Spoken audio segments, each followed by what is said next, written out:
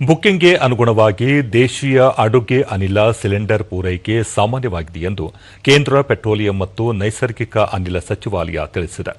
ನಿನ್ನೆ ಒಂದೇ ದಿನ 53.5 ಲಕ್ಷ ಎಲ್ಪಿಜಿ ಸಿಲಿಂಡರ್ ಪೂರೈಕೆ ಮಾಡಲಾಗಿದೆ. mypngd.in ಜಾಲತಾಣದ ಮೂಲಕ ಪಿಎನ್ಜಿ ಸಂಪರ್ಕ ಪಡೆದ 39,000 ಮಂದಿ ಎಲ್ಪಿಜಿ ಸಂಪರ್ಕವನ್ನು ಹಿಂದಿರುಗಿಸಿದ್ದಾರೆ ಎಂದು ತಿಳಿಸಿದೆ. ಈ ತಿಂಗಳಲ್ಲಿ ಸಾರ್ವಜನಿಕ ವಲಯದ ತೈಲ ಮಾರುಕಟ್ಟೆ ಕಂಪನಿಗಳು ಪ್ರತಿದಿನ ಸರಾಸರಿ ಆಟೋ ಎಲ್ಪಿಜಿ ಮಾರಾಟ 305 ಮೆಟ್ರಿಕ್ ಟನ್ಗಳಷ್ಟು ತಲುಪಿದೆ.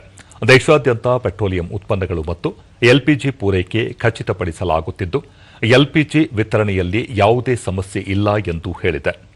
ಅಡುಗೆ ಅನಿಲ ಸಿಲಿಂಡರ್ಗಳನ್ನು ಕಾಳಸಂತೆಯಲ್ಲಿ ಮಾರಾಟ ಮಾಡುವುದು ಮತ್ತು ಸಂಗ್ರಹಣೆ ಮಾಡುವುದರ ವಿರುದ್ಧ ದೇಶಾದ್ಯಂತ ಕಠಿಣ ಕ್ರಮ ಕೈಗೊಂಡಿದ್ದು, ನಿನ್ನೆ 2,400ಕ್ಕೂ ಹೆಚ್ಚು ಕಡೆ ದಾಳಿ ನಡೆಸಲಾಗಿದೆ. ಆನ್ಲೈನ್ ಎಲ್ಪಿಜಿ ಬುಕ್ಕಿಂಗ್ ಶೇಕಡಾ 98 ಏರಿಕೆಯಾಗಿದೆ ಎಂದು ತಿಳಿಸಿದೆ. ಕೇಂದ್ರ ಬಂದರು ಮತ್ತು ಹಡಗು ಸಚಿವಾಲಯ ಮಾಹಿತಿ ನೀಡಿ, ದೇಶಾದ್ಯಂತ ಬಂದರುಗಳ ಕಾರ್ಯಾಚರಣೆ ಸಾಮಾನ್ಯವಾಗಿದ್ದು, ಯಾವುದೇ ದಟ್ಟಣೆ ಕಂಡುಬಂದಿಲ್ಲ. 31 ಭಾರತೀಯ ನಾವಿಕರನ್ನು ಹೊತ್ತ ಭಾರತೀಯ ಧ್ವಜ ಹೊಂದಿರುವ ಕಚ್ಚಾ ತೈಲ ಹಡಗು ದೇಶ್ ಗರಿಮಾ ಹಾರ್ಮುಜ್ ಜಲಸಂಧಿಯ ಮೂಲಕ ಯಶಸ್ವಿಯಾಗಿ ದಾಟಿದ್ದು, ಬುಧವಾರ ಮುಂಬೈಗೆ ಆಗಮಿಸುವ ನಿರೀಕ್ಷೆ ಇದೆ ಎಂದು ತಿಳಿಸಿದೆ.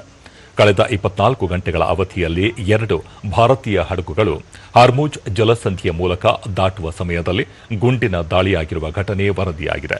ನಂತರ ಪರ್ಷಿಯನ್ ಕೊಲ್ಲಿಗೆ ಹಡಗು ಹಿಂದಿರುಗಿದೆ. ಯಾರಿಗೂ ಗಾಯಗಳಾಗಿಲ್ಲ ಎಂದು ಮಾಹಿತಿ ನೀಡಿದೆ. ವಿದೇಶಾಂಗ ಸಚಿವಾಲಯ ಈ ಸಂಬಂಧ ಕಳವಳ ವ್ಯಕ್ತಪಡಿಸಿದ್ದು, ಇರಾನ್ನ ಅಧಿಕಾರಿಗಳಿಗೆ ಮಾಹಿತಿ ನೀಡಿ ಹಾರ್ಮುಜ್ ಜಲಸಂಧಿಯ ಮೂಲಕ ಸಂಚರಿಸುವ ಹಡಗುಗಳಿಗೆ ಯಾವುದೇ ರೀತಿಯ ತೊಂದರೆ ನೀಡದಂತೆ ಸೂಚಿಸಲಾಗಿದೆ ಎಂದು ಹೇಳಿದೆ.